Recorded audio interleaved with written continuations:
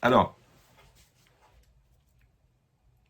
on va réfléchir sur un passouk de Ishaïa. Est-ce que vous avez une photocopie ou non? Bon, alors c'est pas passé. En fait, c'est un passouk dans Ishaïaou qui donne tout le programme de la période qu'on est en train de passer en ce moment.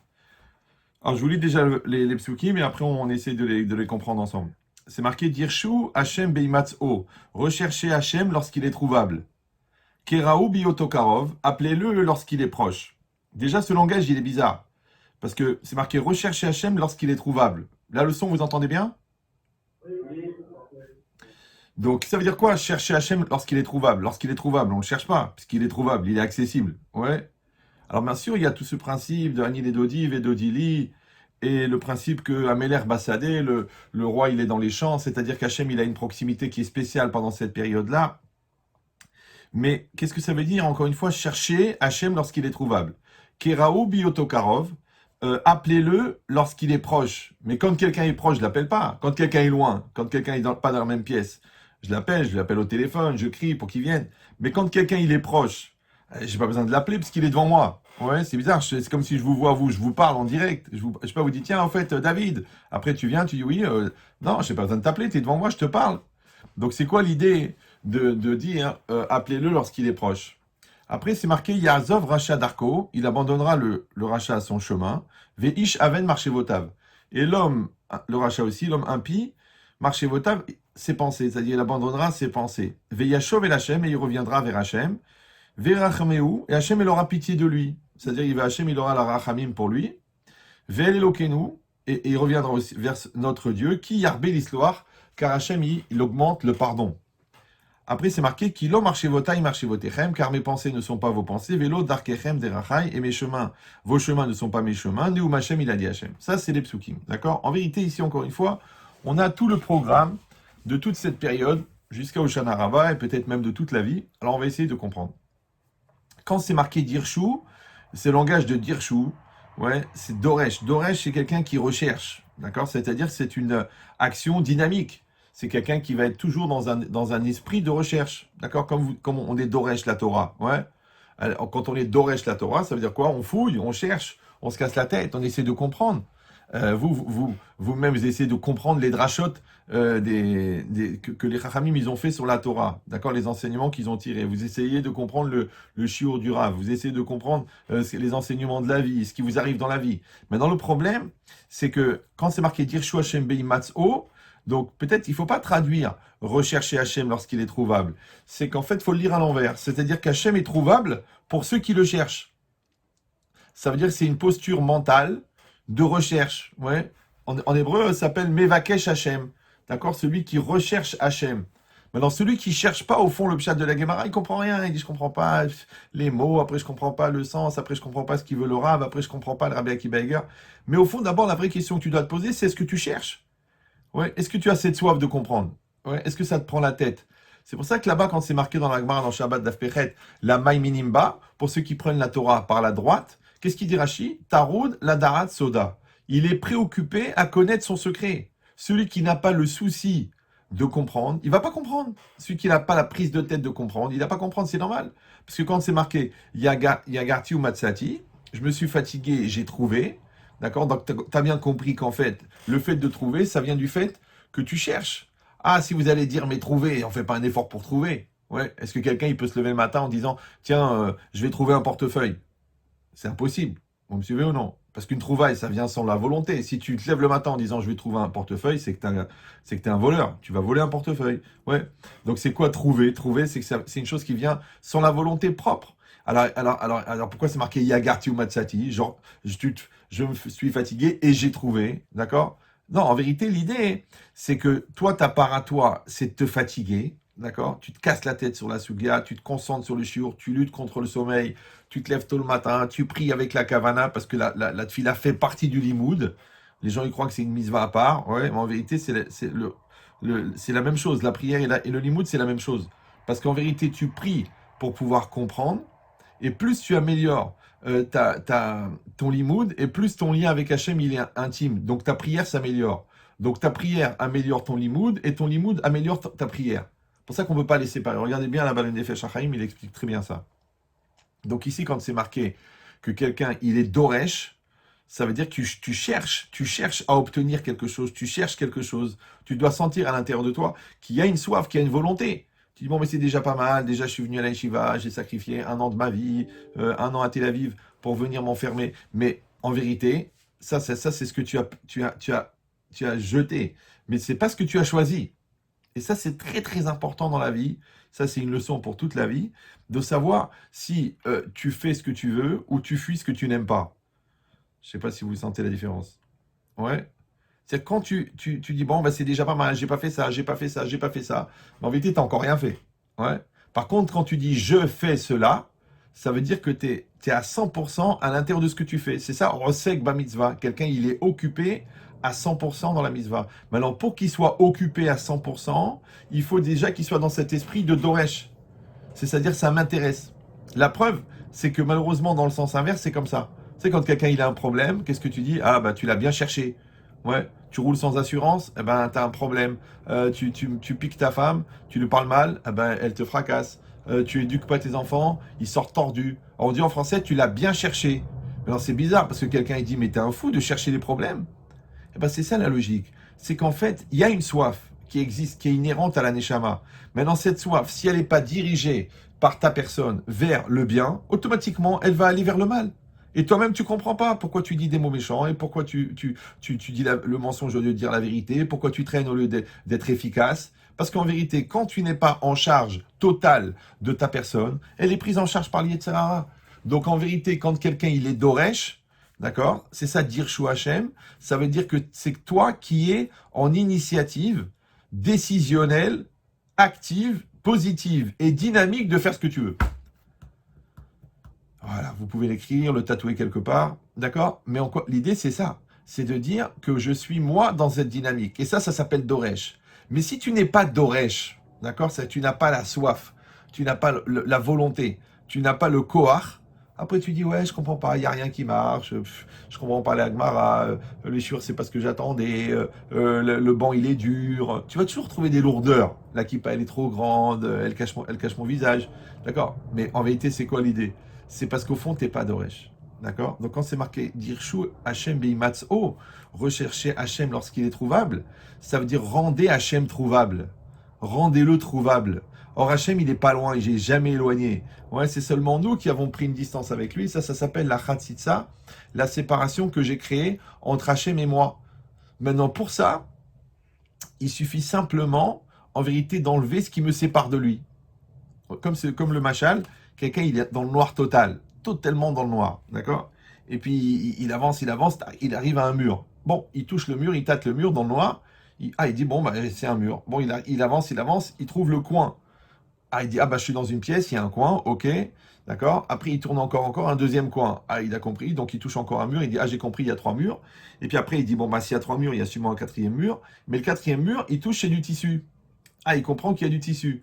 Alors il avance dans le tissu, puis à un moment, il arrive à un trou dans le tissu. Il ouvre, il tire à ce moment-là, vous avez compris, en fait, il est dans une pièce, et la pièce, elle est fermée par une fenêtre, et la fenêtre, elle a des rideaux. Et les rideaux, ils sont très épais. Maintenant, au moment où il ouvre les rideaux, qu'est-ce qui se passe? La lumière, elle rentre. Et là, il y a une illumination extraordinaire. Alors, je vous pose la question à vous, qui êtes des gens intelligents. Est-ce que ce garçon, il a allumé la lumière? Oui, non? Vous avez un taux de réactivité qui est proche du coma. Mais alors, il a allumé la lumière ou il n'a pas allumé la lumière? Il n'a pas allumé la lumière. Ouais. Shabbat, on a le droit de faire ça, d'ouvrir des rideaux. Ouais. Oui, non, oui, non. On a le droit d'ouvrir les rideaux. Pourquoi? Parce que quand j'ouvre les rideaux, en vérité, j'allume pas la lumière. La lumière, elle est derrière. Mais moi, j'ai enlevé les rideaux. Ça, c'est un très, très grand ridouche qui est donné par le Rav Elchanan Wasserman, qui était très, très religieux. Il aurait pu habiter à Beit Vegan. Ouais. Il a dit qu'en vérité, la mitzvah, ouais, c'est d'enlever ce qui t'empêche de croire. C'est-à-dire que toi, tu enlèves ce qui te sépare d'Akadosh Baruch Hu. D'accord? La flemme, la lourdeur, la bêtise, la psychorigidité, l'ignorance. D'accord? C'est ça les rideaux, c'est ça l'abat-jour. Maintenant, la mitzvah, c'est d'enlever ça. Maintenant, quand toi, tu es en dynamique de recherche, alors ça s'appelle Doresh. Ça s'appelle aussi le Chizouk. Quand on dit quelqu'un, il est mitrazek, Ouais, quand on dit Arba Dvarim Srichim Chizouk, il y a 4 choses qui ont besoin de Chizouk. Parmi elles, il y a le Talmud Torah. Parmi elles, il y a la Tfila. Tu vois bien que quand tu es pas mitrazek, tu te concentres pas, ta prière, elle sort pas. Tu penses à autre chose, tu rêves, tu fais des fouilles archéologiques, d'accord? Mais en vérité, tu n'es pas concentré dans ta prière. Pourquoi? Parce que tu n'as pas fait un Chizouk. Là, eh ben ça, c'est ce Chizouk, là, il s'appelle Doresh. Dans le Talmud Torah, c'est pareil. Si tu n'es pas mitrazek de te concentrer sur ta Gemara, sur ton Seder. Après, tu comprends rien. Après, tu t'ennuies. Après, tu joues avec ton stylo. Après, tu te rends pas compte. Tu te dis, mais comment ça se fait que je suis comme ça? Mais est-ce que tu as senti que tu étais mitrazek? Est-ce que tu as senti que tu t'étais investi? Est-ce que tu as senti que tu étais à 100%? Si t'es pas à 100%, eh ben tu trouveras pas le pshat, et tu te plairas pas à l'eshiva, et tu kifferas pas ta chavruta, et tu verras pas le chidouche du Rav. Pourquoi? Parce que le chidouche du Rav, il est accessible à celui qui le cherche. Vous me suivez ou non? La hashgacha, l'intervention d'Hachem, tu la vois seulement parce que tu la cherches. Les miracles, tu les vois parce que tu les cherches. Dans tout, c'est pareil. Même tes bons côtés, tu les vois parce que tu les cherches. Même les bons côtés de l'autre, tu les vois parce que tu les cherches. Maintenant, si tu n'es pas dans cette dynamique de recherche, donc cette dynamique active, ouais, vigilante, positive, consciente, je sais plus quel mot il faut dire, ouais, alors à ce moment-là, tu ne trouves pas. Donc c'est marqué ici, Dirshu Hashem Beimatso, Keraou Biotokarov. C'est pareil. C'est qu'en vérité, Hashem, ah ben, il est tout le temps là, il est partout là. Alors ça veut dire quoi l'appeler? Il dit en vérité, c'est parce que tu l'appelles qu'il est proche. C'est-à-dire que la proximité d'Hachem, elle vient du fait que toi, tu l'appelles. Ouais. Pourquoi on dit Baruch Hashem, les Maran Hashem, Chesed Hashem, si Dieu veut, que Dieu fasse. Ouais. Pourquoi? Parce qu'en vérité, on met un langage qui nous approche d'Hachem.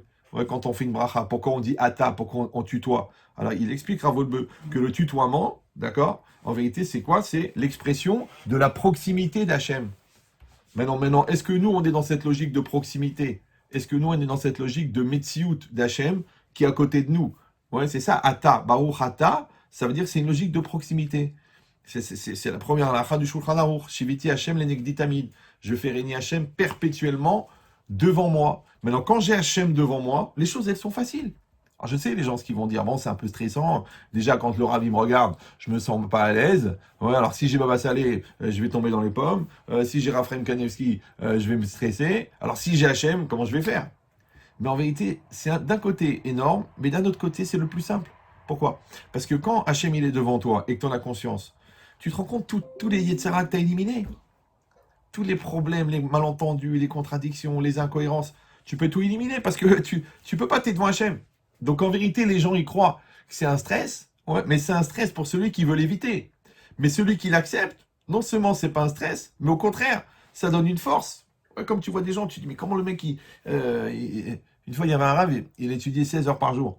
Alors quelqu'un lui a dit, mais ça doit être fatigant. Il a dit, excusez-moi, mais je kiffe tellement mon liboud, la vérité, je comprends même pas pourquoi je vais être récompensé tellement je kiffe. C'est qu'il kiffe le limoud, ouais. Alors quelqu'un qui est en train de manger une glace, tu dis, ah quand même, c'est contraignant, tout ça, ça te stresse pas d'être obligé de manger ta glace? Il dit, mais t'es fou, toi, je suis en train de kiffer une glace, tu me dis si ça me stresse, ouais. Mais alors qui c'est ce monsieur-là, qui kiffait tellement le limoud, qui comprenait pas comment on peut être récompensé? C'est le Rav Yechia Teboul de Lyon. T'as entendu parler de lui? Ouais, c'est un grand Talmid Chacham. Bah, quand il était au collège avec les bains, il y a eu ce massé là. Quelqu'un lui a dit, c'est pas fatigant d'étudier. Il a dit, mais je kiffe tellement, je comprends pas comment on peut être récompensé pour l'Imoud Torah. Donc maintenant, imaginez maintenant, quand celui-là, il a fait rentrer la notion de Ta'anoug dans le Limoud, vous vous rendez compte? Il a enlevé la batlanout, la lourdeur, traîner les jambes, les incompréhensions, les complexes, les malaises. Après, la différence avec l'autre qui comprend du premier coup, et puis le chiot qui est compliqué, le fait qu'il faut mettre par écrit, qu'il faut réviser. Tout ça, il l'a réglé avec une seule chose, le fait qu'il était à fond dans ce qu'il faisait. Donc en vérité, c'est l'inverse. Ouais. Quand on est à 100% dans ce qu'on fait, en fait, tout est facile. Ouais. Alors que les gens, ils font le contraire. Ils essaient toujours de dire, bon, peut-être je peux faire autre chose en même temps, peut-être je peux faire ça et faire des études en même temps, peut-être je peux faire mon limoud et réfléchir comment je vais passer le permis, peut-être faire la chavouta et en même temps rigoler, sortir des blagues. Mais c'est dommage. Bah oui, parce que à la fin, t'as ni la blague, parce que la blague au Beth Midrash, elle est pas tellement marrante. T'as pas le limoud, parce que t'étais dans la blague, du coup, t'as rien. Tu sors, tu dis une matinée de perdu, après une journée de perdu, après une semaine de perdu, après tu dis que ça c'est un limoud, qui a dit j'aurais dû faire des études, j'ai dû écouter mes parents. Mais ça veut dire que tu es là, tu dois être à 100%.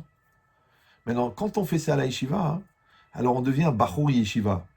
Après, quand tu te maries, tu restes Bachouri yeshiva. Après, quand tu deviens papa, tu restes Bachur Yeshiva. Après, quand tu deviens beau papa et grand-père, tu restes un Bachur Yeshiva. Un Bachur Yeshiva, c'est quelqu'un qui est Taroud, la Darat Soda, dont le seul souci, c'est de connaître le secret de la Torah. Maintenant, que celui qui cherche le secret de la Torah, il va aussi chercher le secret de la vie, il va essayer de comprendre les autres, il va aussi chercher toujours des business qui sont cachers, il va toujours faire les choses proprement, il va toujours faire Kiddush Hashem. C'est normal, pourquoi? Parce qu'il est dans cette posture. Maintenant, vous, pendant cette année-là, vous êtes en train de fabriquer chez vous cet axe, d'accord? Vous savez, c'est comme on veut scier.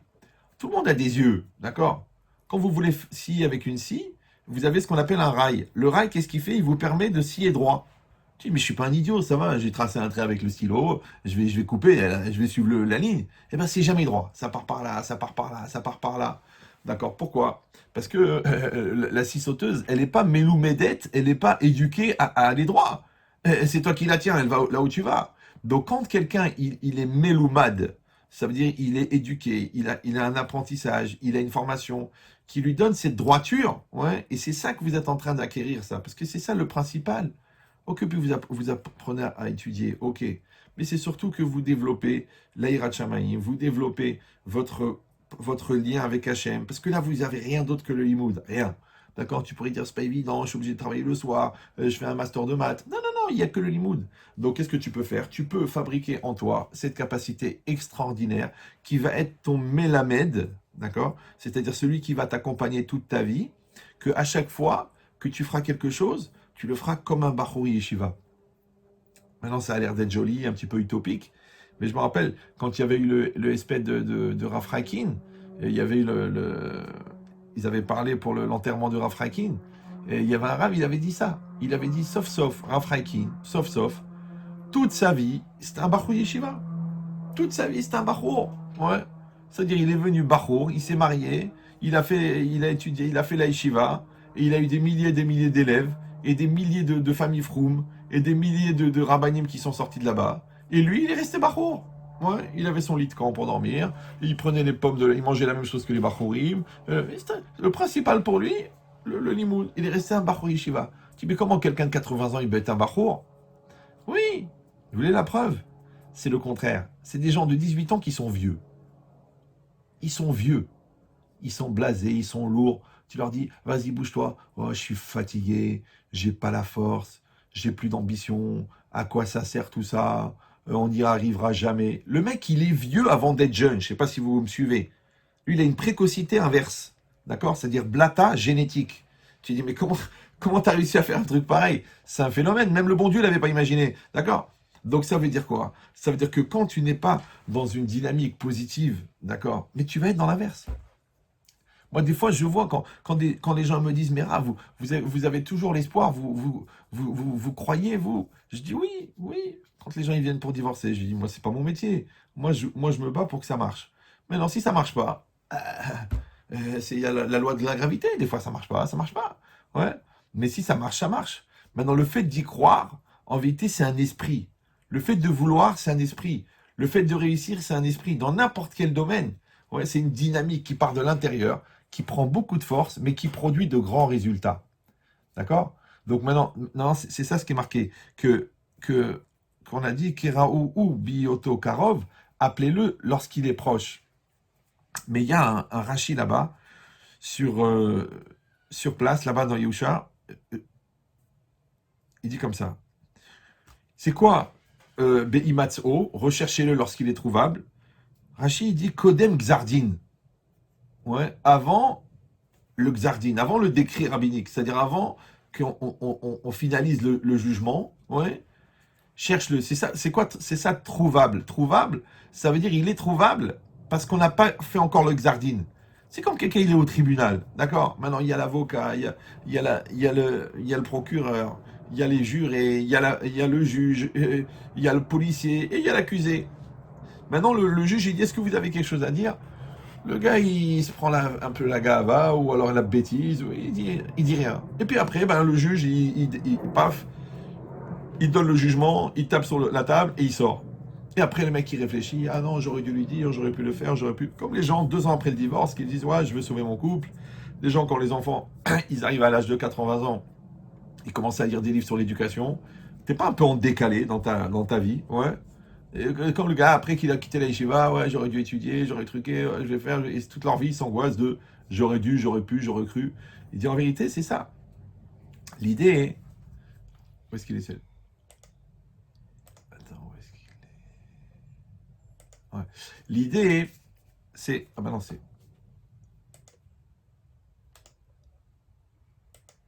Ouais. L'idée, c'est que.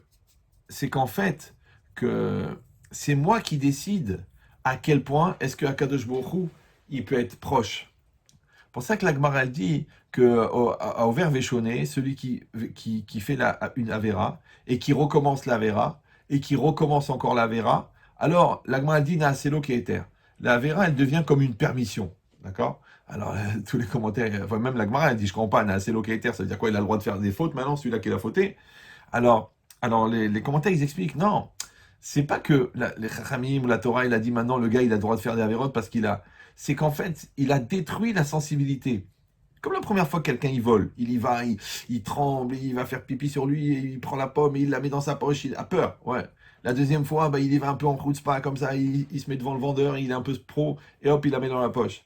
Puis la troisième fois, il prend la pomme devant le vendeur, il dit j'ai faim maintenant, qu'est-ce que tu vas me faire? Tu vas me tuer, tu vas appeler la police, tu vas me casser la tête pour une pomme, et je la mange. Mais comment ce gars-là, il est passé de la timidité à la chutzpah? Eh bien, c'est ça, Naaselo Keter. D'accord? C'est-à-dire que la personne, au fur et à mesure qu'elle détruit la sensibilité, parce que ce qu'on ne se rend pas compte, c'est que tous les choix qu'on fait nous engagent. Donc, quand quelqu'un s'engage dans le bien, eh ben, il a plus de mal à faire le mal. Mais quand quelqu'un s'engage dans le mal, il a plus de mal à faire le bien. Parce que pour lui, c'est devenu quelque chose de naturel. C'est devenu quelque chose de normal. Ouais, c'est ça ce qu'elle dit la Gemara. Chelev al kesilam. C'est-à-dire les Rechaïm, ils ont une graisse sur le cœur, une insensibilité. D'accord? Tu vois des gens, ils tremblent d'être Mechalel Shabbat. Et puis l'autre, bah écoute, il a allumé la lumière. Qu'est-ce que je te dis? Il fait noir dans l'escalier. De toute façon, Mistama, c'est Midera Banane. Pour les Sfaradim, c'est pas évident. Et le gars, tu dis, mais ça te dérange pas? C'est un sourd. Bon, écoute, commence pas à me truquer. À l'époque, ça n'existait pas l'électricité. Mais comment il est passé du gars qui a Yirat Shamaim au gars qui est cool? Parce que c'est locataire. C'est comme des femmes qui viennent me voir. Mme Chetrit, mon mari, il m'a insulté, il m'a frappé, il m'a jeté. Je dis, mais madame, la première fois qu'il vous a mal parlé, vous avez rien dit. Ouais, pour le shalom. La première fois qu'il vous a poussé, vous avez rien dit. Ouais, je me suis dit, c'est un accident. Donc, c'est locataire. Tu lui as donné la permission de. Tu l'as mis en situation de. Ça veut dire que nous, on doit toujours savoir que tout ce qu'on vit, au moment où on le vit, c'est ponctuel, mais en même temps, ce qu'on vit, ça s'inscrit dans une trame, ça s'inscrit dans une courbe. Vous savez, 1 point, 2 points, 3 points, tu peux tracer une courbe. Maintenant, toi, tu dois être conscient en même temps de ce que tu vis en temps réel et en même temps de la courbe que tu es en train de prendre avec ta vie. Donc, quand tu vois que tu deviens négligent, bah, c'est une courbe. Quand tu vois que tu deviens plus matmide, c'est une courbe. Quand tu vois que tu t'investis plus, c'est une courbe. Quand tu vois que tu deviens plus blata, plus lourd, c'est aussi une courbe. Maintenant, donc si quelqu'un il est pas dans cette logique-là, il se rend pas compte qu'en fin de compte, doucement, doucement, il s'écarte. Ouais, il perd les choses. Celui-là, il perd la finesse. Celui-là, il perd la atmada, d'être investi à 100%. Chacun, il vit quelque chose qui l'entraîne quelque part. Donc, c'est-à-dire qu'il faut être conscient, encore une fois, en temps réel, en même temps de ce que je fais et en même temps là où je vais. Ouais. Maintenant, la vérité, les 3 quarts des gens, ils n'ont pas ni l'un ni l'autre. Ni ils se rendent compte de ce qu'ils font. Puis, mais comment tu as pu faire une chose pareille? Je sais pas. Je sais pas ce qui m'a pris. Oh là là, maintenant que vous me dites, j'en prends conscience. Je me rends compte. Et à part ça, dis, mais regarde le chemin que tu es en train de prendre. Regarde vers où tu vas. Regarde où ça te mène. Ah non, ça veut rien dire. C'est pas parce que je fais ça que. C'est pas parce que je mens toute la journée que je peux pas dire la vérité. C'est pas parce que je vole toute la journée que je suis malhonnête. C'est-à-dire que les gens, ils se rendent pas compte qu'en fait, leur choix les engage. Et qu'on a 2 responsabilités. Une responsabilité de faire ce qu'on a à faire et une responsabilité d'être conscient où ça nous mène. Maintenant, si on n'a pas les yeux ouverts sur ça, eh ben, c'est ce que je dis, on se réveille. Il y a des gens, ils se réveillent comme ça après 4 ans de mariage, mais en fait, je l'aime pas. Ouais, après, les enfants, ils font trop de bruit. Pourquoi? Parce qu'ils ont un défaut majeur, c'est qu'ils sont vivants. D'accord? L'Agmara, c'est compliqué. Bah oui, parce que souvent, c'est de l'araméen. Tu dis, mais je comprends pas, je voulais pas apprendre une langue arabe. D'accord? Donc, ça veut dire que les gens, on dirait qu'ils sont dans le coma, et puis Tom, il se réveille. Oui, mais si tu te réveilles, c'est que tu dormais. C'est ça la route. Mais en vérité, il faut être réveillé tout le temps. Comment on peut se permettre d'avoir des passages à vide comme ça? Ouais, tu sais, des fois des gens, on dit en français, ils voient passer les nuages. D'accord? Ils ont la tête ailleurs. Tu dis, mais c'est pas très grave en vérité, parce que il en faut dans le coma. Bon, maintenant, le gars qui a eu le Covid, qui est dans le coma, tu dis, bon, c'est un coma médical. Mais le gars qui a rien et qui est dans le coma, c'est un problème. C'est pour ça que c'est marqué juste après, Yaazov Racha Darko. Ouais. Il abandonnera le rachat Darko son chemin. C'est quoi Darko? C'est quoi Darko? C'est pas le masculin de Darka. Ouais.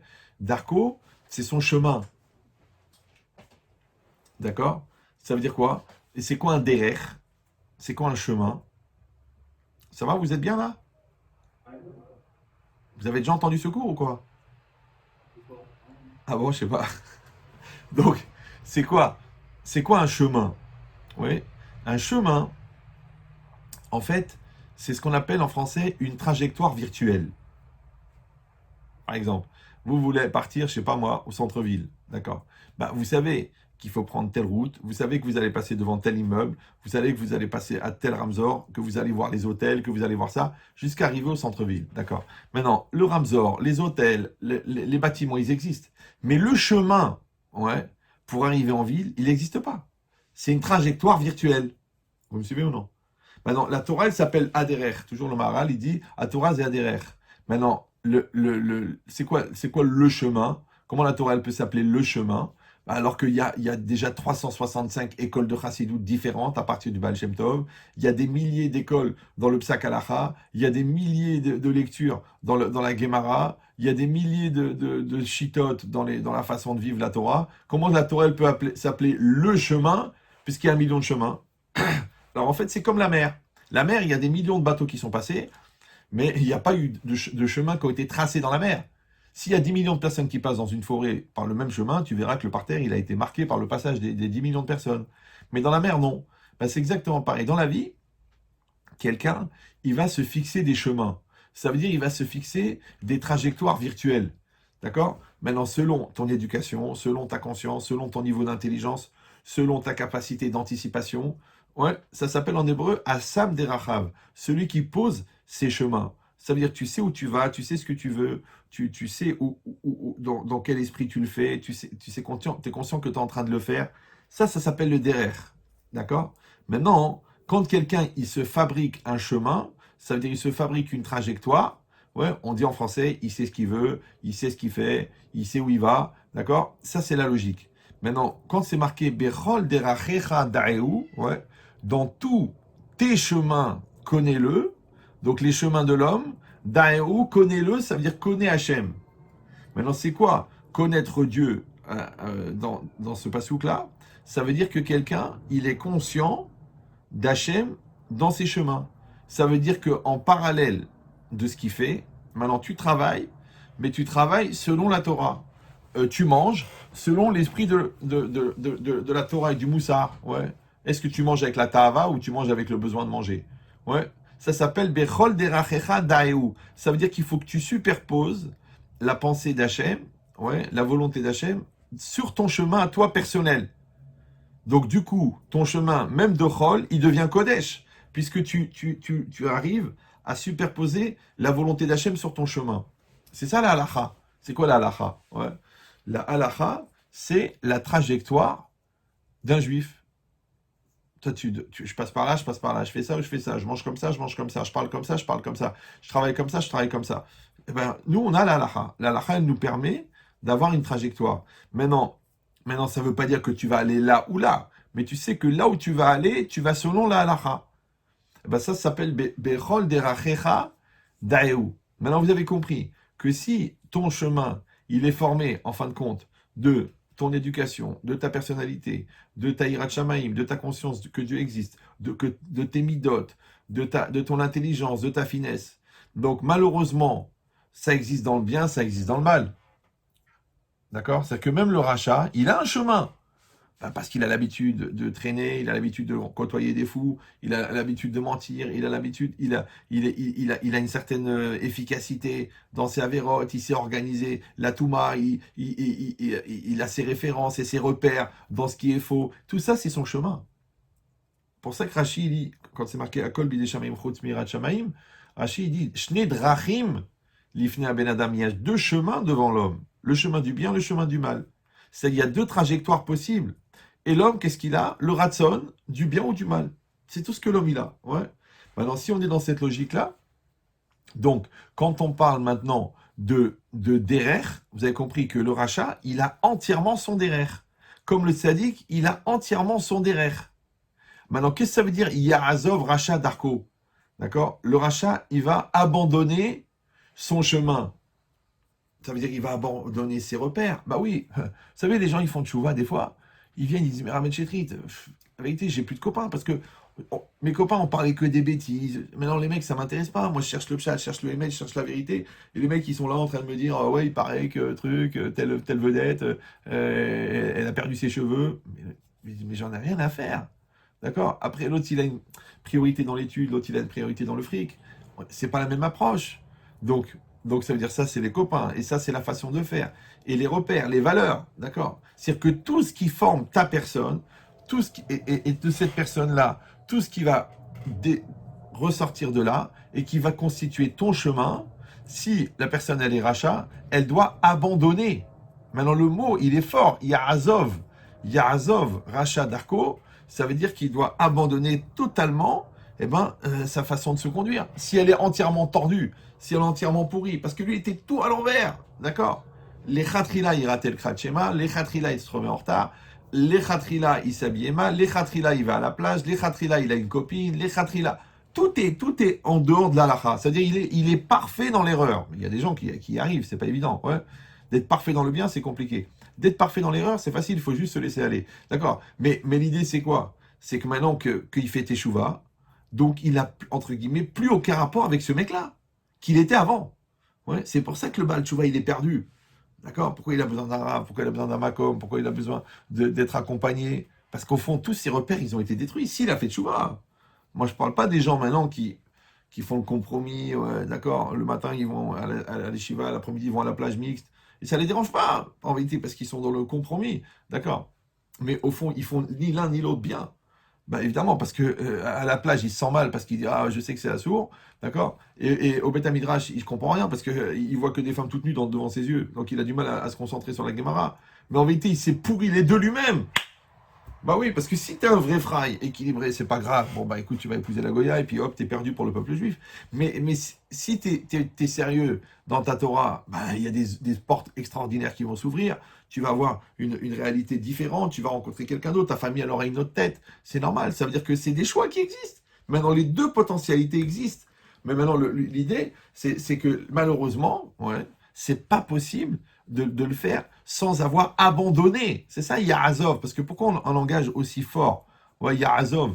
On aurait pu dire, il chané, il changera, il améliorera, il enrichira son chemin. Non, non, non, non, non. Il y a écrit, il abandonne. Pourquoi? Parce que quand quelqu'un, il est formaté dans la Touma, il n'arrive pas à fonctionner dans la Kedusha. Et bien, au Hachem, le contraire. Quand quelqu'un, il est bien formaté dans la Kedusha, il a du mal dans la Touma. Normalement, une personne est d'avoir du mal à faire des avérotes. Normalement, c'est difficile. Tu dis, je voulais regarder la fille, paf, il y a l'autobus qui est passé. Je voulais mentir, paf, il y a le gars qui est au courant, qui est arrivé devant moi. Je voulais battre l'année, paf, le matmid, il est venu, il m'a dit, oh, j'ai une couchette sur le Tosfot. Oh, le mec, je voulais glander, je voulais buller pendant 1 heure. Il arrive, il me réveille, le gars. Ouais. Donc, ça veut dire quoi? Ça veut dire que tu as une siyata d'Ishmaïa de réussir à garder ton chemin. Et c'est ça l'idée. Plus tu es dans le bien, plus on t'aide à rester dans le bien. Mais malheureusement, si tu es bien dans le mal, ouais, tu peux avoir aussi une siyata, mais du Satan. Sauf que le Satan, il va t'organiser la vera, il va t'envoyer juste la chavouta qui est à moitié pétée, d'accord? Juste le mec qui est en l'air, juste l'occupation qui fait que truc, juste, t'arrives à capter le wifi, bah tiens, tu vas regarder ton film, mais tu sais très bien que demain, tu vas pas te lever, d'accord? Bon, mais tu comprends, le mec, il a une siyata, Mais au lieu d'avoir une siyata d'Ishmaïa, une aide du ciel, il a une aide du Satan. Et ça marche. Encore une fois, pourquoi? Parce que ça s'appelle la liberté. Et la liberté, elle contient les deux. Alors les gens ils disent, oui, mais vous comprenez, c'est vachement dur, Rav, parce que j'ai l'Yetzirah, j'ai l'Yetzirah. Ok, mais la partie du Yetzirah qui est en dehors de toi, tu ne peux pas la maîtriser. Mais la partie du Yetzirah qui est en toi, celle qui te propose la Vera, ok, tu peux rien faire. Mais elle n'est que le reflet du besoin que toi, tu as de faire la Vera. Donc elle est en toi, celui-là. Et cette partie-là, elle dépend de toi. Donc c'est toi qui décides. Donc c'est marqué. Yazov Racha Darko, Veish Aven Marchevotav. Ouais. C'est quoi les Mahashavot? C'est quoi la Mahashava? Ça, on l'a déjà expliqué pour les redoublants. Mais levez la main ceux qui se rappellent ce que j'avais dit sur la Mahashava. Avec Rachouv et Rochev. Ça vous dit quelque chose? Ça vous dit rien? Ah, ça fait plaisir, j'aurais dû mourir hier. Non, je rigole. C'est pire. Donc, maintenant, l'idée, c'est quoi? Non, moi, j'ai quand même l'impression que vous redonnez un petit peu ce que je vous dis, sinon, euh, c'est dommage. Bon, c'est bien, vous avez bien fait de prendre des notes. Donc, maintenant, c'est quoi l'idée? L'idée, c'est que Mahashava, ça vient du mot larshov, le verbe larshov, qui veut dire penser. Mais ça vient aussi du mot chashuv, qui veut dire important. Donc, en fait, Mahashava, ça veut dire penser, mais Marshiv, ça veut dire considérer. Alors, je vous donne ce secret qui va vous faire gagner quelques années de limoud et quelques décennies de maturité, c'est que im ata choshev masheata marshiv zenikri machashava. Si toi tu penses ce que tu considères, ça s'appelle une machashava. Ça va? Mais aval im ata marshiv masheata choshev, si toi tu considères ce que tu penses, ça s'appelle la gava. Vous sentez la différence ou non? Alors je traduis. La machashava, ouais, on croit que ça veut dire la pensée. C'est une erreur. Par exemple, là je suis en train de parler. Je vois dans vos yeux que vous pensez à ce que je dis. D'accord. Maintenant, le fait que vous pensez à ce que je dis ne veut pas dire que vous pensez ce que je dis. Maintenant, le jour où tu vas penser une chose, c'est-à-dire quoi? Tu vas la penser, comme ça, par exemple, tu te maries. D'accord. Alors tu rencontres ta fiancée, paf, après tu te maries. Alors tu dis je t'aime. Mais au fond, t'en sais rien. Tu dis, mais bien sûr que je l'aime, mais Raven Chetri, je suis pas un fou de me marier avec une personne que j'aime pas. Mais de combien tu la connais? 6 mois, 3 mois, un an? Tu la connais pas. Donc c'est pas elle que t'aimes. Ah maintenant tu penses que tu l'aimes, tu penses que tu l'aimes. Ah bon, alors pourquoi tu t'énerves? Et tu lui parles mal, et tu lui dis des gros mots, et tu insultes sa famille. Ah bah je croyais que tu l'aimais. Alors écoute bien la différence. En fait, tu penses que tu l'aimes, d'accord, mais tu l'aimes pas encore. Un jour, tu vas vraiment l'aimer, et tu vas comprendre qu'en fait, tu penses que tu penses. Et comment on sait si on est dans la phase de penser ou si on est vraiment dans le vrai contexte? Ben, c'est très Comment on simple. décide? C'est très simple. C'est si tu vis en fonction de ce que tu penses. Par exemple, tu penses que le bitachon, c'est quelque chose de vrai. Ouais. Alors pourquoi tu t'angoisses pour l'argent? Parce que tu ne le penses pas vraiment. Tu penses que tu es copain avec ce gars-là. Après, tu dis, écoute, j'ai un gros problème, je dois partir à l'hôpital, ma femme est accouche. Tu dis, ouais, excuse-moi, mais il y a le foot en direct, je peux pas t'accompagner. Donc, tu vois, tu pensais que c'était ton ami, c'est pas ton ami. Lui, il pensait qu'il était ton ami, il n'est pas ton ami. Mais c'est pas grave, c'est pas grave. Vous me suivez ou non? Ça veut dire qu'il y a une distance entre ce que tu penses, ce que tu crois penser. Ouais, il y a une distance entre ce qui se passe par la tête, parce que là, c'est une volonté, là, c'est une opinion, là, c'est un point de vue, et là, c'est une pensée. Maintenant, la pensée, ça veut dire la pensée profonde qui est à l'origine de tout ce que tu es, de tout ce que tu fais. En vérité, tu passes ta vie à la fabriquer. Maintenant, en fait, pour ça que le mot chachouv, important, et le mot choshev, c'est la même racine, parce qu'il faut que tu arrives à faire que ce que tu penses, c'est chachouv. Vous me suivez ou non? Donc maintenant, toi, tu as bien compris le Tosfot, tu peux convaincre un autre. Mais si c'est un truc qui te passe par la tête, après tu dis, ah, je sais pas pourquoi, j'arrive pas. Bon, c'est comme les gens qui te disent, écoutez, Rav, je trouve pas les mots, je sais pas comment le dire, j'ai pas. Mais Baba, si c'est clair pour toi, moi par exemple, je ne parle jamais d'une chose qui est pas claire pour moi. Ça sert à rien. Tu dis non, mais c'est écrit dans un CFR, c'est un kadosh qu'il a écrit, mais ça sert à rien. Puisque quand je l'intègre, je le pense, quand je le pense, je le transmets. Si je le pense pas, ça sert à rien, parce qu'après tu t'étonnes que les gens ils vont faire des choses qu'ils ne pensent pas, alors que toi tu dis des choses que tu ne penses pas. Ça va? Alors je sais, vous allez me dire, bon, c'est un peu prise de tête, c'est un peu tiré par les cheveux, comme dirait un chauve, mais si Dieu veut un jour, vous allez vous marier. Maintenant, pourquoi votre femme, elle va ressentir votre amour? Bah, parce que vous le pensez vraiment. Pourquoi vos enfants, ils vont écouter ce que vous dites? Parce que vous le pensez vraiment. Pourquoi vos clients, ils vont signer? Parce que vous le pensez vraiment. Pourquoi vos talmidim, ils vont vous écouter? Parce que vous le pensez vraiment. Donc ça fait une petite nafkamina. Quand tu ne penses pas ce que tu penses, en vérité, tu vis pas ta vie.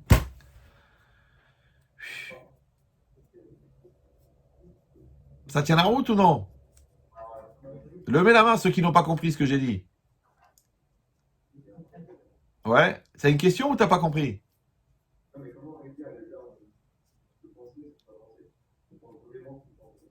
Attends, parle un petit peu plus fort parce que le son, il est pas terrible.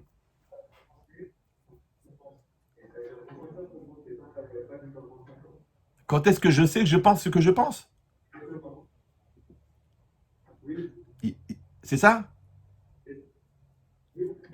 Alors écoute, non, parce qu'il y a un petit peu de décalage entre la parole et le temps que ça arrive. Donc, regardez l'idée. C'est que j'ai répondu à ça, mais je répète, quand je vis en fonction de ce que je pense, ça s'appelle que je le pense. Maintenant, si moi je pense que je suis un Bachour Yeshiva et je vais me balader pour draguer, je suis pas Bachour, c'est pas grave.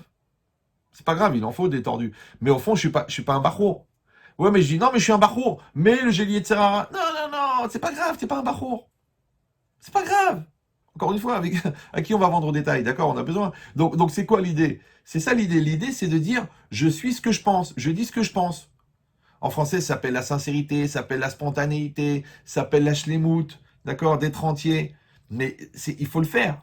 Maintenant ça, quand moi, déjà, je vais apprendre une notion. Après, je vais réfléchir à la notion. Après, je vais intégrer la notion. Après, je vais pratiquer la notion. Elle est devenue ma pensée. C'est-à-dire qu'en fait, tout un homme, toute sa vie, fabrique sa mahashava. Donc ça veut dire que sa mahashava, en vérité, c'est sa pensée profonde. Ça veut dire que c'est la source de tout ce qu'il dit, de tout ce qu'il fait, de tout ce qu'il est. Maintenant, si moi-même je me surprends à faire autre chose que ce que je pense, c'est juste le révélateur que je ne pense pas ce que je pense. C'est pas grave. Oui, ouais, mais c'est ça le mensonge. Le mensonge, c'est pas obligé d'être la perversité du shaker. Non, c'est l'incohérence, c'est le décalage. Vous me suivez ou non? Maintenant, il y a des mensonges, ce qu'on appelle des décalages nécessaires, c'est entre l'être et le paraître. Par exemple, tu parais comme un bachour, mais tu n'es pas encore un bachour. D'accord? Donc, il va falloir que l'être rencontre le paraître.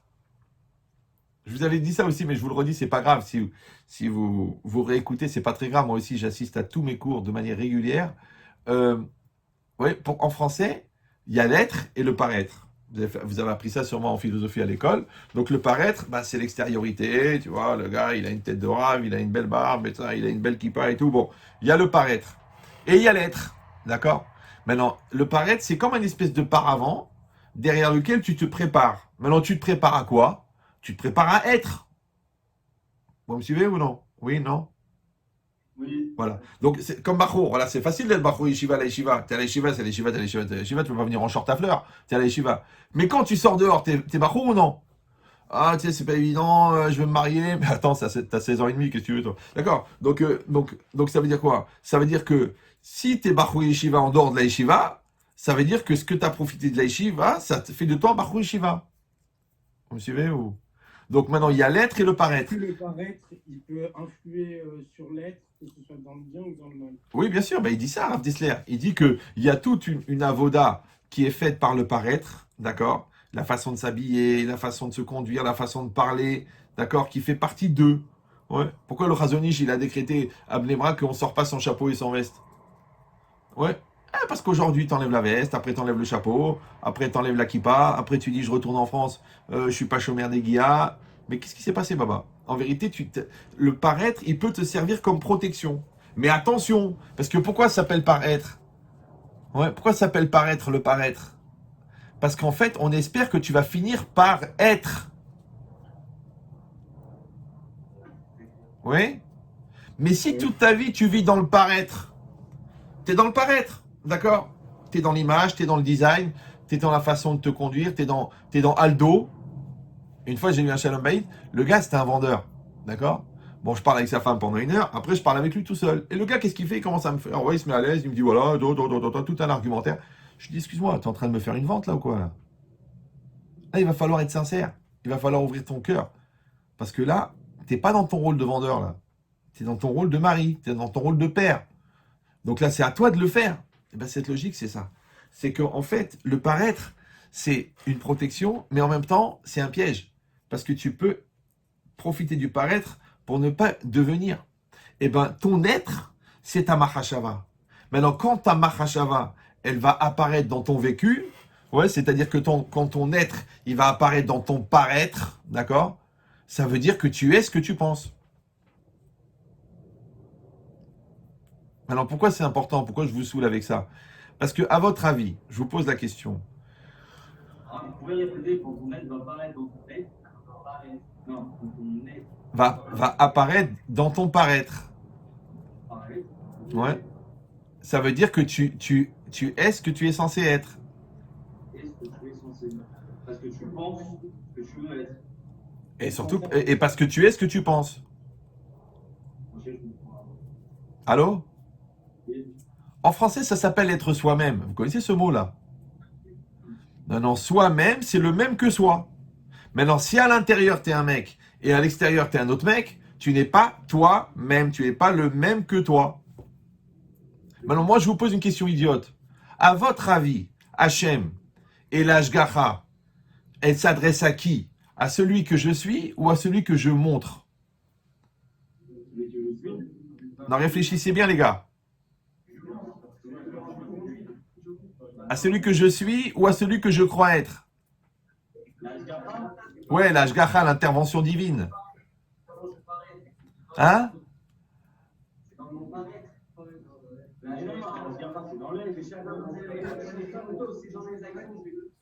Attendez. Écoutez bien. Moi, j'ai des mots très précis. D'accord? Faites-moi plaisir de tenir compte de ma précision. J'ai dit à qui la Ashgacha, c'est-à-dire Hachem, s'adresse. Il s'adresse à celui que je montre ou il s'adresse à celui que je suis. Voilà. Donc, par exemple, le mec, il n'est pas vraiment motivé à étudier. Et ben après, il dit, ouais, je comprends pas. Je viens, la yeshiva, elle est fermée. Je tombe jamais sur mon truc. J'arrive pas à faire. Moi, je vois, par exemple, souvent, je cherche un truc, j'ouvre le CFR, je tombe sur la page. Mais la page, mais attends, mais il y a 4000 pages. Ouais. Maintenant, je suis pas un sadique, mais quand je veux faire quelque chose, je le veux. C'est normal. C'est parce que je le veux.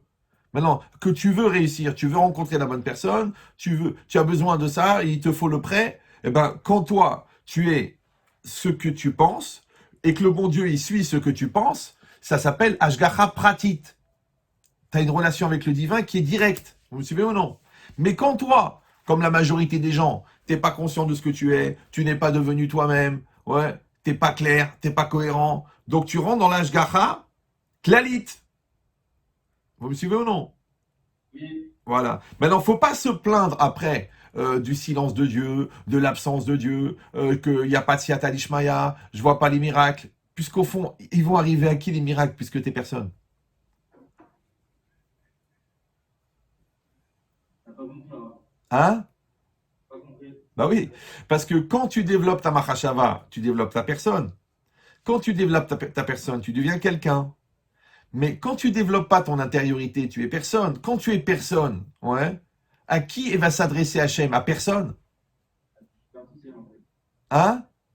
Superficiel, en fait. Superficiel. Ah oui, parce que si on pense pas ce qu'on veut être, Voilà, forcément, la pensée qu'on a, elle est fausse. Donc, au final, c'est superficiel. exactement. C'est-à-dire on est dans l'extériorité. Maintenant, quand toi tu cherches le pshat de la Gemara, c'est de l'intériorité. Quand tu essayes de mettre les tefilines avec la kavana, c'est de l'intériorité parce qu'on voit rien. Ouais. Quand tu fais attention de garder le Shabbat c'est transparent. Donc tu t'investis dans l'invisible. Donc en vérité, tu t'investis dans ce que tu ne vois pas. Et bien de la même manière, ton intériorité, elle doit être prioritaire sur ton extériorité. Ben, ton intériorité, c'est ce que tu penses. Maintenant, il faut éduquer la pensée, il faut beaucoup étudier la Torah, et beaucoup réfléchir, et beaucoup se remettre en cause, et beaucoup intégrer, pour qu'à la fin, tu deviens ce que tu penses. Voilà. Mais déjà, il faut le penser. Donc, si mon intériorité, elle n'est pas fondée, et elle n'est pas basée sur quelque chose de vrai et de ce que je veux être, Ouais. ça va être du superficiel et du mensonge. Exactement. Donc, comment on fait pour arriver à travailler toute notre intériorité Alors, premièrement, encore une fois, vous avez, quand vous étudiez la Torah, qu'est-ce que vous faites? Faites des exercices de mathématiques? Non, non. Vous essayez de comprendre qu'est-ce que Hachem il veut. Ouais. Quand vous travaillez vos midotes, quand vous écoutez les cours de Moussard, quand vous essayez de vous connaître, quand vous vous regardez vivre, vous apprenez à comprendre la personne qui est à l'intérieur. Après, quand vous faites un travail sur la savlanoute, vous améliorez cette personne qui est à l'intérieur. Après, quand quand vous faites attention de ne pas vous conduire comme des animaux, vous respectez la personne qui est à l'intérieur. Donc vous voyez que vous connaissez l'intérieur, vous maîtrisez l'intérieur, vous développez l'intérieur, vous respectez l'intérieur, et bien vous êtes en train de fabriquer la personne intérieure. Ça va? Allô? Maintenant, il peut avoir une tentation de faire dans l'extériorité. Je vous ai dit de jouer un rôle. Mais c'est dommage, parce qu'en fin de compte, tu vas rater le principal de ta vie, parce que le principal de ta vie, c'était de devenir toi-même. Maintenant, si tu n'as pas développé le côté unique qui est en toi, tu vas pas être toi. Quand t'es pas toi, t'es qui? Pas toi. Non, t'es personne. C'est pour ça qu'en français, le mot personne veut dire personne et personne. Maintenant, si tu sais que tu es personne, ne te vexe pas si on ne te fait pas le kavod qui est dû à la personne, puisque tu sais que tu es personne. Wow. Ça va? Maintenant, le Yetzirara, il t'encourage à être personne. Et le Yetziratov, il t'encourage à être quelqu'un. Maintenant, un, c'est unique. Donc, il faut que tu développes ton côté unique. Maintenant, je vous rappelle que la Torah, elle est divine. Vous vous rappelez de ça ou non? Ça veut dire quoi de notre côté unique? Ah ben, je suis en train de te le dire. C'est que comme la Torah, elle est divine, elle n'est pas humaine. Ouais. Donc, quand toi, tu vas essayer de comprendre la Torah, tu risques pas de devenir l'auteur. Donc, tu vas aller au bout de toi-même. Vous me suivez ou non? Comment savoir si on est dans le Non, non, pas trop. Bon, regardez, je vous donne un exemple. Si un gars, par exemple, aujourd'hui c'est très à la mode, les sports de haute intensité, où le mec il part par exemple faire la transatlantique à la voile. Il part 6 mois sur un bateau. Il y aura des tempêtes, il y aura du froid, il va pas réussir à dormir. En fait, qu'est-ce qu'il fait? Il va au bout de lui-même. Maintenant, le mec, il a pas bouffé la mer, il a pas pris l'Atlantique, mais il a été au bout de lui-même. Vous me suivez ou non? C'est pareil maintenant. Quand toi, tu étudies la Torah, tu risques pas de devenir l'auteur. Par contre, tu peux apprendre sur toi beaucoup de choses.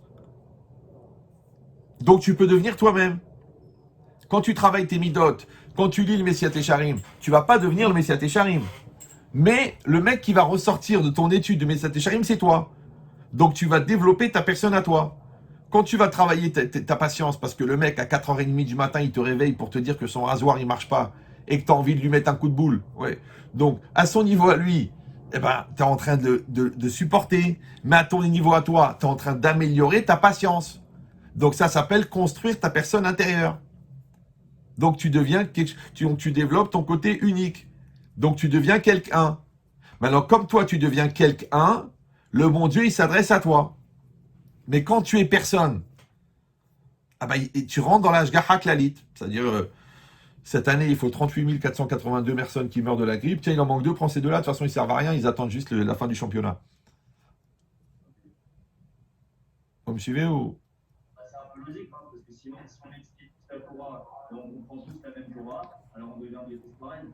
Voilà. Donc, c'est pour ça que quand vous étudiez, ouais, vous savez, des fois, le Rav, il va citer le Rashba, il va citer le Ramban. Maintenant, je ne sais pas exactement à quel niveau d'étude vous êtes, mais est-ce que vous sentez qu'il y a une différence entre le Pnei Yehoshua, le commentaire du Pnei Yehoshua, le commentaire du Rashba, le commentaire du Ramban, ou le commentaire du Rav Powalski, ouais. Vous sentez la différence ou non? Oui, parce que la personne ne comprend la même chose. Voilà. Ça veut dire que le Rashba, il a développé sa lecture personnelle dans la Torah, et 1000 ans après, ouais, qu'il soit mort, ou 500 ans, 800 ans après qu'il soit mort, eh ben, il y a encore sa pensée de la Torah. C'est incroyable, non? Qui n'est pas celle du Ramban. Maintenant, qu'est-ce qu'il a fait? Pourquoi, encore une fois? Parce qu'il a étudié la Torah. Ouais. Quand il a étudié la Torah, il a eu une lecture. Maintenant, quand de ta lecture de la Torah, tu enlèves la Torah, il reste ta personne. Ça s'appelle en français la personnalité. Ça va? Comment on peut arriver à une façon de penser qui est personnelle, alors que dans la Torah, elle nous donne une façon de penser. Finalement, la Torah, ils nous disent voilà, c'est ainsi qu'il faut penser, il y a ça, il y a ça. Comment est-ce qu'on peut arriver avec une façon de penser qui est personnelle, alors qu'elle est déjà dictée? C'est extraordinaire. Non, c'est bien ce que tu dis. Mais réfléchis. Tout à l'heure, j'ai dit qu'il y a 50 millions de chemins dans la Torah. Donc, la mitzvah, elle est fixée. Ouais. À la limite, la halakha, elle est fixée. Mais quand tu deviens ce qu'on appelle Baal Bechira, ouais, par exemple, tu étudies la Gemara, d'accord? Tu vois que, je sais pas moi, Rabbi Ushua, il avait fixé une halakha. Rabban Shimon ben Gamliel, il avait une autre halakha. Eux, ils étaient à un niveau où ils étaient capables de fixer la halakha. Il y a une Sheila qui sortait, il y avait Rav Eliashiv, d'accord? Tu allais chez Rav Eliashiv. Rav Eliashiv, il était capable de fixer la halakha. Maintenant, quand il fixe la halakha, qu'est-ce qu'il fixe en vérité? Il fixe la lecture de la halakha selon lui. Toi, tu n'as pas atteint ce niveau-là, tu demandes à Rav Eliashiv. Ok. Mais quand toi, tu vas être devant ta femme et que tu auras des nerfs et que tu auras le choix entre pourrir la situation ou améliorer la situation, il n'y a pas Rav Eliashiv là. Qui c'est qui va décider? C'est toi. Si tu as travaillé ta personne et que tu es en maîtrise de ton Yetzer Hara, alors à ce moment-là, c'est toi qui vas dire, écoute mon amour, on se prend la tête pour des bêtises, viens, on fait des efforts. Donc tu as été posek à la qu'il faut se tenir bien avec sa femme. Maintenant, si tu n'as pas développé ta personne, c'est le Yetzer Hara qui prend la place. Donc tu vas faire des choses qui sont plus fortes que toi. Et tu vas dire après, j'étais pas moi-même. Excuse-moi chérie, j'ai dit des choses que je pensais pas. Alors elle va te dire, mais comment tu arrives à faire des choses que tu veux pas et à dire des choses que tu penses pas? T'es un zombie? T'es un malade? T'es habité par la neshama d'un cheval? Donc, ça veut dire que en vérité, au niveau de Raphaël Yachiv, eh ben, tu vas fixer une chose, mais au niveau de ta personne, tous les jours, tu vas être un Dayan. Maintenant, cette capacité à trouver la vérité, tu la travailles avec l'étude. Pourquoi? Parce que quand tu étudies la Torah, Baba, ouais, tu veux savoir qu'est-ce que Dieu il a dit. Mais pour ça, tu vas pousser les choses. Donc, tu vas t'annuler, tu vas faire les 48 midotes qui sont marquées dans Pirkei Avot. Ouais. Donc, maintenant, qu'est-ce qui va ressortir à la fin? Il va ressortir ta lecture à toi. Et c'est bizarre, c'est pas la même que ta Chavruta. Mais évidemment, tu as compris que pour que tu traces une chose dans la Torah, il faut que tu atteignes un certain niveau. Ça va? Voilà. Mais quand tu le fais, ça s'appelle toi-même. Donc maintenant, la Torah, entre guillemets, elle est parvée, parce que comme elle est divine, elle n'est pas humaine. Donc, tu ne peux pas devenir l'auteur de la Torah. Si tu étudies Platon, tu peux devenir Platon. Mais si tu étudies la Torah, tu ne peux pas devenir l'auteur de la Torah, c'est Hachem. Donc, tu vas aller au maximum que tu peux chez toi, vers Hachem. Ce qui va ressortir, c'est toi-même. C'est comme tu fais un sport, je te dis, tu vas au bout de toi. Ouais, comme à l'armée, les mecs, ils te font faire une marche de 40 km avec un sac de 50 kilos, et quand tu arrives au bout et que tu vas mourir, il dit, maintenant, tu prends ton copain et tu fais encore 8 km. Tu dis, mais j'ai plus de limite. Il dit, bah, c'est bien, maintenant, tu arrives au bout de toi, là. Eh ben, ça s'appelle en français repousser ses limites. Alors, repousser ses limites en musculation, bah, tu as compris, ça veut dire que la volonté, elle est plus forte que le corps. Bah, repousser ses limites dans les midotes, repousser ses limites dans le limud Torah, ça fait que tu connais tes limites. Donc, tu connais ton profil, donc tu connais ta personne. Donc, tu te connais de mieux en mieux. Et plus tu te connais, plus tu existes, plus tu es fort. Par contre, si c'est le contraire, tu te laisses toujours porter par tes pulsions, par tes nerfs, par le regard de l'autre, bah toi, tu n'existes pas. Parce qu'une boule de billard, la vérité, j'ai honte de vous dire ça, mais une boule de billard, elle avance parce qu'il y a quelqu'un qui tape derrière, dessus. Ça va? Maintenant, dans la vie, tu peux être ou un pion ou un joueur. Ou un ballon ou un joueur. Donc si c'est un ballon, eh ben, c'est Yetzara qui tape dessus, des fois c'est ta femme qui te pousse, des fois c'est le Rav qui t'encourage, mais tu n'es pas un joueur encore. Tu te laisses porter. Donc il faut faire ce qu'on appelle en français de la musculation existentielle. Tu vas muscler la personne qui est en toi et tu es de plus en plus en décision de faire ce que tu veux faire. Mais si tu n'as pas musclé le gars à l'intérieur, bah c'est normal que le Yetzirah il va prendre la place. Après, tu pourras toujours dire, c'était plus fort que moi, c'est pas ce que je voulais dire, excusez-moi, ça m'a échappé, j'ai pas compris ce qui se passait, je manquais de recul, j'étais pas mature. C'est comme tu veux, mais l'acte, il a été fait. Donc c'est une espèce de course contre la montre. Parce que d'un côté, il y a le temps qui passe, et d'un côté, il y a ta personne qui évolue. Maintenant, elle évolue dans le bon sens ou dans le mauvais sens, ça dépend de toi.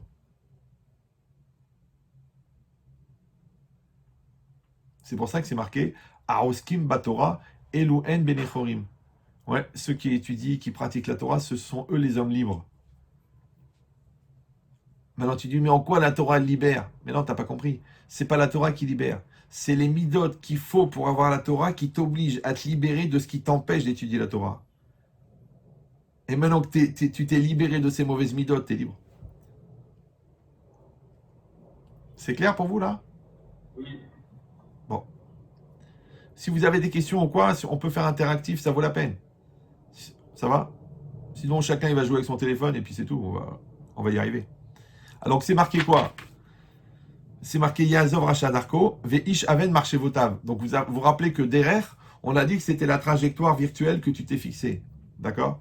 Et Marchavot, donc on a compris que c'est l'essence de ta personne. C'est là d'où tout ce que tu fais, tout ce que tu dis, tout ce que tu penses vient. Maintenant, encore une fois, si quelqu'un, il est formaté, entre guillemets, rachat, par son Yetzerara, donc ces Mahashavot, ouais, elles sont formatées, son chemin, il est formaté, son vécu, il est formaté, ses réactions sont formatées.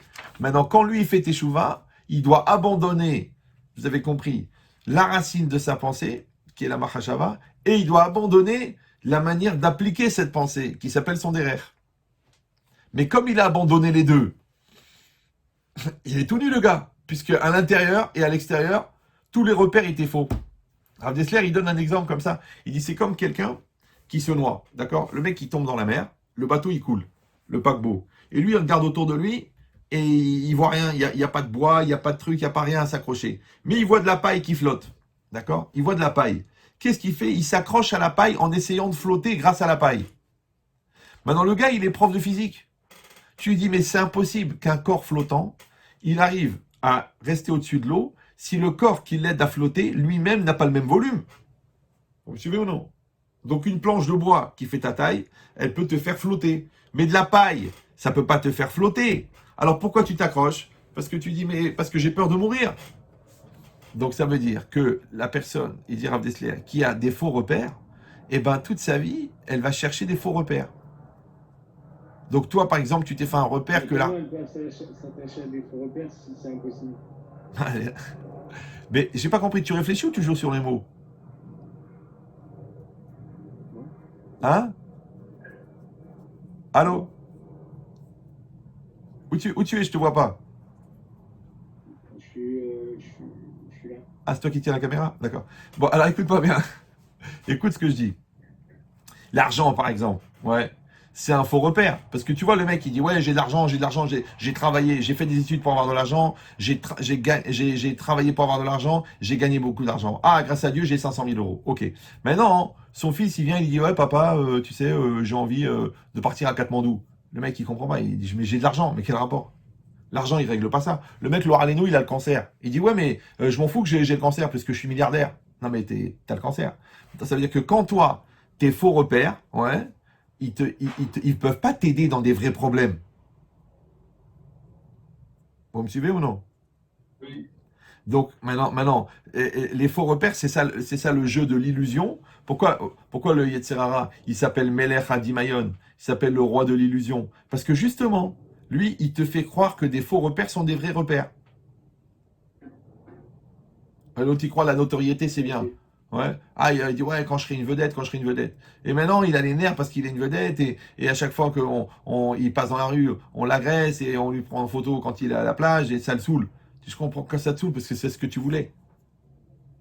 Ça veut dire que quand tu mets tes efforts dans des faux repères, ouais, parce qu'à l'époque, tu pensais que c'était des vrais repères, et maintenant, tu regrettes ça. Mais les vrais repères, ils restent toujours des vrais repères.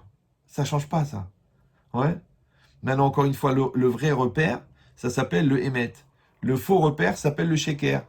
Maintenant, chacun, il doit savoir si ces valeurs, elles sont vraies ou elles sont fausses.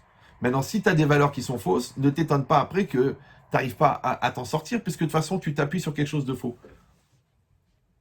Maintenant, quand on étudie la Torah, quand on apprend les halachot, quand on réfléchit sur les repères, quand on a une hashkafa qui est claire, ouais, tu sais qu'est-ce que c'est le bien, tu sais qu'est-ce que c'est le mal, tu sais qu'est-ce que c'est le sheker, tu sais ce que c'est la vérité, tu sais quand tu es toi-même, tu sais quand tu n'es pas toi-même. Ça s'appelle fabriquer des vrais repères. C'est plus clair là? Ça répond à ta question? Oui, ouais, j'ai compris. Voilà. C'est pour ça que Rav Dessler, il a une phrase extraordinaire. Celle-là, il faut la noter, mais il faut réfléchir beaucoup. Il a dit, dans le monde, la Metsiout, c'est le Hémet. La réalité, c'est la vérité. Alors que dans la Torah, c'est l'inverse. C'est la Torah qui est la Metsiout. C'est que si toi, c'est les scientifiques, les pragmatiques, les cartésiens, ils vont te dire, écoute, la vérité, c'est ce que je vois. La vérité, c'est ce que je peux mesurer. La vérité, c'est ce que je peux tenir entre mes mains. Ouais, la vérité, c'est le concret. Mais en vérité, c'est ça le problème. Tu vois, les goïms, par exemple, eux, ils croient qu'aux cartésiens, ils croient qu'à la science, ouais. Pourquoi ils sont perdus? Pourquoi ils sont perdus dans leur vie? Pourquoi ils ne savent pas quoi faire de leur vie? Pourquoi ils s'en sortent pas? Pourquoi ils changent de principe tous les jours? Pourquoi ils disent que la vie c'est important et puis après ils tuent quelqu'un pas parce qu'ils ont les nerfs?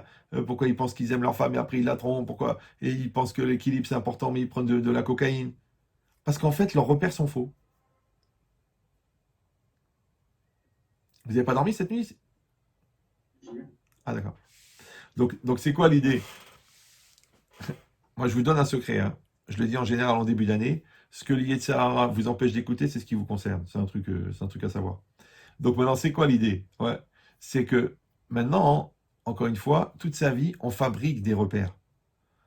C'est ça ce qu'on a dit. Ça s'appelle, à l'extérieur, ça s'appelle le derer. À l'intérieur, ça s'appelle la machashava. Maintenant, le rachat, lui, on a dit, il doit abandonner son mauvais derer et il doit abandonner ses mauvaises pensées. Du coup, comme il était complètement formaté par ça, du coup, il n'a plus rien. Et qu'est-ce qui est marqué juste après? Ouais, donc, Yaazov Rachat Darko, Veish Aven Marchevotav, Veyashov El Hashem. Et il reviendra à Hashem. Donc, qu'est-ce qui est marqué ici? Ici, c'est marqué que la Teshuvah, en fin de compte, c'est d'avant tout d'abandonner son mauvais chemin, d'abandonner ses mauvais repères, d'abandonner ses mauvaises pensées. Maintenant, dès que tu fais ça, après c'est marqué Virachameu. Hachem, il a pitié. Vous me suivez ou... Ouais. Ça veut dire que nous, on croit que la Teshuvah, c'est loin, la Teshuvah, c'est compliqué, la Teshuvah, c'est énorme, la Teshuvah, faut tout remettre en cause. En vérité, c'est faux. C'est comme j'ai dit tout à l'heure. Il suffit d'enlever la couche de crasse. Il suffit d'enlever les blocages. Il suffit d'enlever la bêtise. C'est pour ça que la Gemara, elle dit ouais, pour celui qui dit Ariat Mekou Deshetli, Almenat Sheanit Tzadik Gamour, ouais, il y a une femme, on est marié à condition que je suis un Tzadik Gamour. La Gemara, elle dit Mekou Deshet, elle est mariée. Pourquoi? Shema Ir Biteshuva. D'accord? Maintenant, toi, tu peux comparer quelqu'un qui a une pensée de Teshuva d'une seconde avec quelqu'un qui a fait une vraie Teshuva. D'accord? Le mec, il était en Picardie, il a tout quitté, il est venu à Paris, il a été à des cours. Après, il a commencé à étudier la Torah, il est venu à Yerushalayim. Après, il a fait la yeshiva, il a fait le kollel, il est devenu Rosh Kollel. Après, il est devenu Dayan à Yerushalayim. Tu peux comparer ce mec-là, tu peux les comparer les deux, ils n'ont rien à voir. L'autre, il était perdu, perché là-bas, pire qu'un corbeau, en Picardie. Et Pitom, maintenant, il est Dayan à Yerushalayim. Comment c'est possible? Eh bien, tu vois, ce miracle-là, il a démarré par le fait que la personne elle a dit, allez, il n'y a pas de judaïsme en Picardie, il rentre à Paris. Ça, on dit les plus grands voyages, ils commencent par un pas. C'est ça qu'on dit que la Teshuvah, l'oniflaï, elle n'est pas extraordinaire, elle n'est pas éloignée, elle n'est pas... C'est un pas, d'accord? Un pas, ça veut dire c'est une posture mentale, c'est une manière de penser, c'est un chizouk. C'est de dire je vais le faire, je vais m'en sortir. Et à ce moment-là, les portes, elles s'ouvrent. C'est pour ça que c'est marqué que Veyashov El Hashem, Hashem Yudke Vavke, la miséricorde. Et après, c'est marqué Virachemeu, Ve'el Elokenu. Et Elokenu, c'est Elokim. Elokim, c'est la rigueur. Donc comment c'est possible que lui, il est revenu vers la miséricorde, vers Hachem de miséricorde, et après c'est marqué Ve'el Elokenu, Ki Yarbe l'Isloach. Ouais, mais c'est quoi Yarbe l'Isloach? Parce qu'il va multiplier le pardon. Mais qui c'est qui pardonne à votre avis? C'est Hachem Yudke Vavke ou c'est Elokim? C'est qui? C'est le din ou c'est Rahamim? Qui c'est qui pardonne? Qui ça? Le djinn, il parle de moi. Comment tu t'appelles, toi, qui a ton coude qui est collé à ta bouche, là? Ouais, Pitras. Ouais. Alors, c'est qui pardonne? C'est Din ou Rachamim? Quelle partie d'Hachem? Non, non, je demande à celui-là là-bas, à Pitras. Ah, c'est pas lui alors. Celui-là, le dernier rang, complètement à droite, à gauche. Le dernier rang. Ouais. Qu'est-ce que tu dis, toi? C'est qui pardonne? C'est Elohim ou Yudke Vavke? C'est le Rachamim ou Din? Ou Din? Normalement, ouais. Mais là, c'est marqué Ve'el Elokeinu qui yarbe l'isloach. Et vers notre Dieu, ouais, car il multiplie le pardon. Comment tu comprends ça? Mais Elokeinu, c'est Elohim, c'est le Din. Alors, tu m'as dit que c'est Rachamim qui pardonne. C'est qui? C'est quoi? T'as une réponse ou non? Justement, c'est marqué Hachem, Yerachamenu. Oui. C'est marqué Yashov el Hashem Verachameu. Et après, c'est marqué Ve'el Elokenu. Ouais, donc il reviendra vers notre Dieu, donc Elohim, qui yarbe l'isloach. Bon, il est tard parce que j'avais dit que je parlais 1 heure, donc je vous donne la réponse tout de suite, après je vous laisse réfléchir. Donc ici, ça s'appelle Rachamim Minadin. C'est-à-dire que quand toi, tu as fait l'effort pur de revenir vers Hachem, d'accord? Alors Hachem, il est obligé de pardonner. Je sais pas si vous me suivez ou... Ouais. Il est obligé Minadin. Tu pourrais dire, attends, c'est Minatadin, elle pardonne pas. Non, il est obligé. Donc ça veut dire que tu peux provoquer ça, mais par le degré de sincérité. Et après, c'est marqué Kilo marchevotai marchevotechem, velo darkechem derachai neum Hashem. Bon, il y a encore beaucoup à dire, mais comme j'avais dit 1 heure à Rav Yedidia, donc j'ai atteint l'heure, mais j'ai dépassé l'heure, je veux dire, donc je vous donne juste le secret, après je vous laisse tranquille. Le pardon n'est pas une chose normale, la teshuva n'est pas une chose normale, d'accord? Donc, le fait qu'Hachem l'accepte, ouais, c'est comme si toi, quelqu'un, il a fait une grosse crasse à ta sœur, et après le gars, il vient, il dit, je veux faire un chidour avec elle. Tu dis, d'abord je te tue, après je te parle. Ouais. Pourquoi? Parce qu'on ne peut pas pardonner. Alors comment Hachem il peut pardonner? D'accord. Premièrement. Deuxièmement, est-ce que le fait qu'on a regretté quelque chose par la teshuva, ouais, alors ça fait que la chose a disparu? Hein?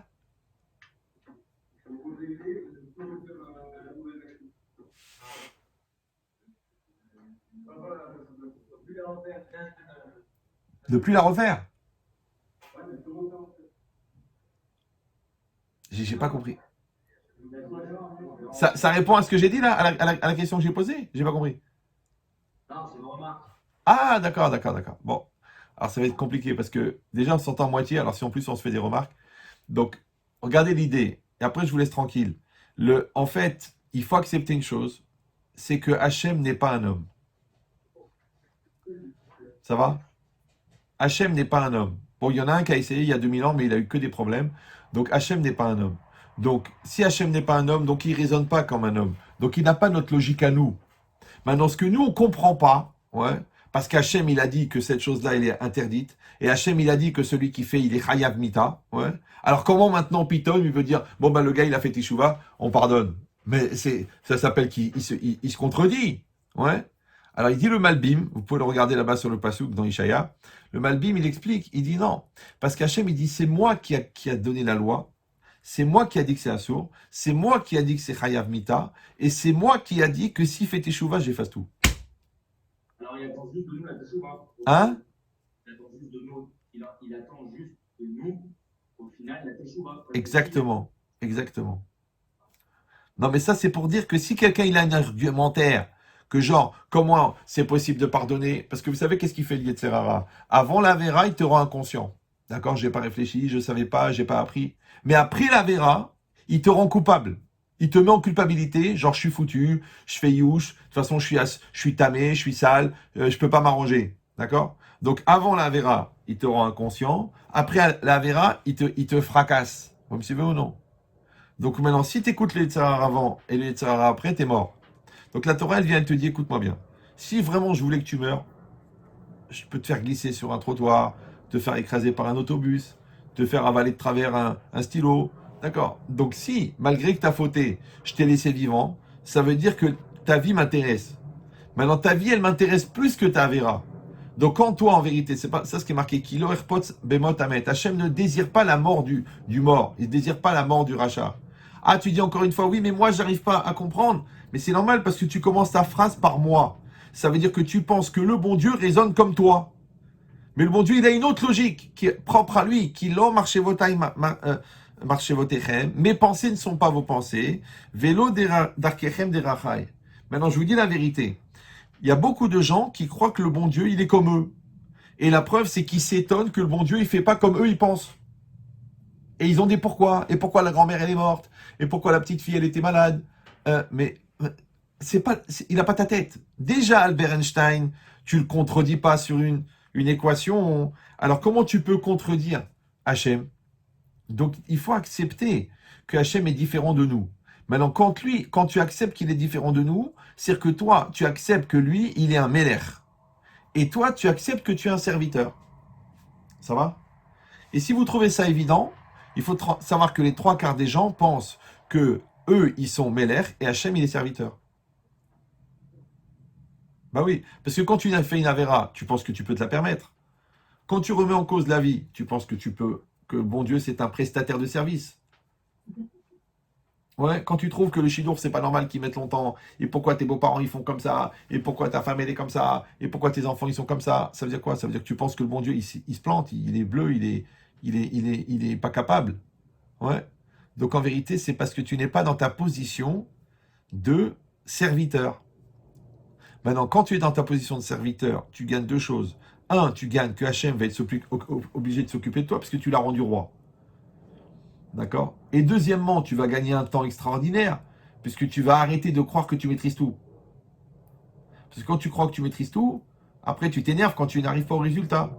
Mais toi, tu n'es obligé que ce qui est entre tes mains, ce qui n'est pas entre tes mains. Tu n'es pas obligé. Mais alors, qu'est-ce qu'ils font les gens? Ils s'angoissent pour ce qu'ils ne maîtrisent pas. Ouais, et ils ne prennent pas en main ce qu'ils ont entre leurs mains.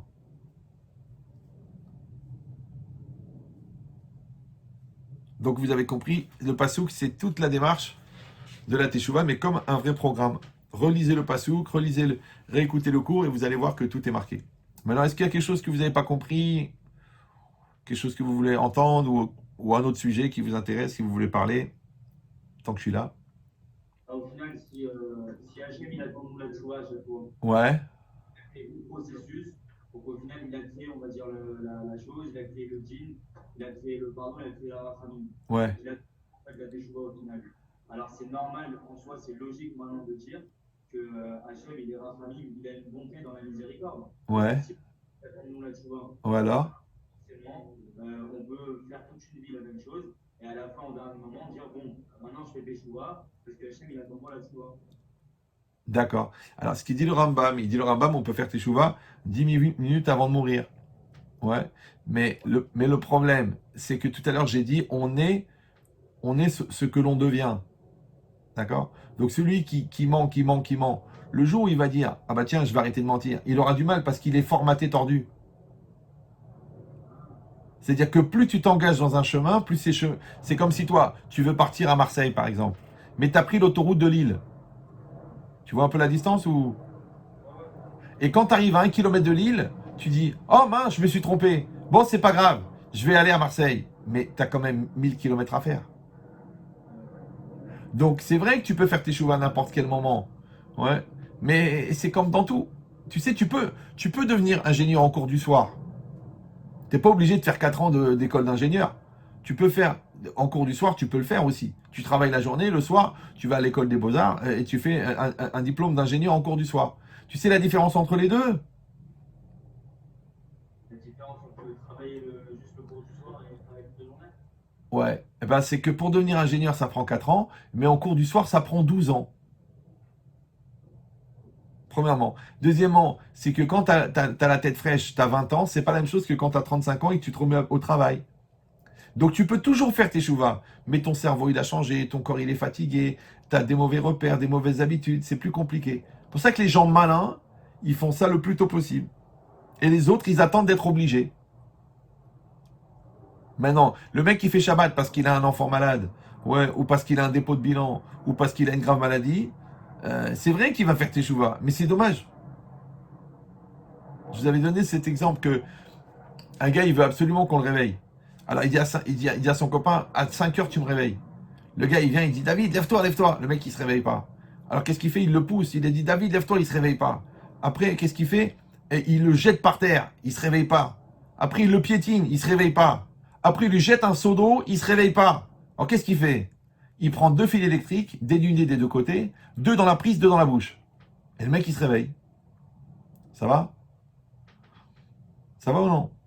Alors quand il se réveille, il se met à crier. Il dit, mais t'es un malade. Tu m'as mis des fils électriques dans la bouche pour que je me réveille. Il dit, mais tu m'as dit, réveille-moi. Je t'ai parlé, tu t'es pas réveillé. Je t'ai frappé, je t'ai poussé, tu t'es pas réveillé. Je t'ai frappé, tu t'es pas réveillé. Je t'ai jeté par terre, tu t'es pas réveillé. Je t'ai piétiné, je t'ai trempé, je t'ai branché. Maintenant, tu es au courant. D'accord? Donc ça veut dire, ouais, écoute bien, toi que je vois pas là. Ouais, écoutez bien. Écoutez, ça veut dire que la violence du réveil dépend de la profondeur du sommeil.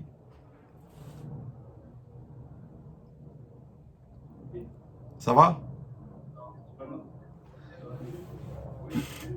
La violence du réveil dépend de la profondeur du sommeil. Si tu es bien réveillé, le mec qui te fait un petit signe, hop, tu bouges. Si tu es bien endormi, ouais, eh ben, on est obligé d'augmenter la violence. Maintenant, quand toi, tu as dormi pendant 50 ans de ta vie, crois-moi que c'est beaucoup plus difficile de faire tes chouvas quand tu es tout jeune et tout frais et que tu acceptes la beauté de la chose. Maintenant, c'est vrai que tu peux faire tes chouvas 10 minutes avant la mort, ouais, c'est comme que tu peux monter l'Everest à 91 ans. Mais c'est quand même plus dur que quand tu as 19 ans. Donc la logique de dire je vais faire toute la viande du monde, mais c'est pas grave à la fin, puisque de toute façon on peut faire tes chouvas, mais il te manquera la fraîcheur. T'es pas très frais. Parce que comme tu as été formaté pendant 90 ans par le Satan, le jour où tu te dis je vais y aller, eh ben tu es un peu lourd. Donc en réalité, c'est soi-disant pour la liberté, en fait tu as renoncé à la liberté, puisque tu es moins libre. Ça répond à ta question? Super. Alors je vous laisse parce que là ça fait 1h21 et j'ai peur qu'il y en a qui prient pour que je m'étouffe. Donc bonne continuation. Kol hakavod, Razak Obaro, vous avez des bonnes têtes, profitez bien des rabbanim, profitez bien de la yeshiva, et qu'Hachem il vous aide à voir clair dans vos choix et dans vos vies, et que vous ayez tous une Shana Tova, Bezat Hachem.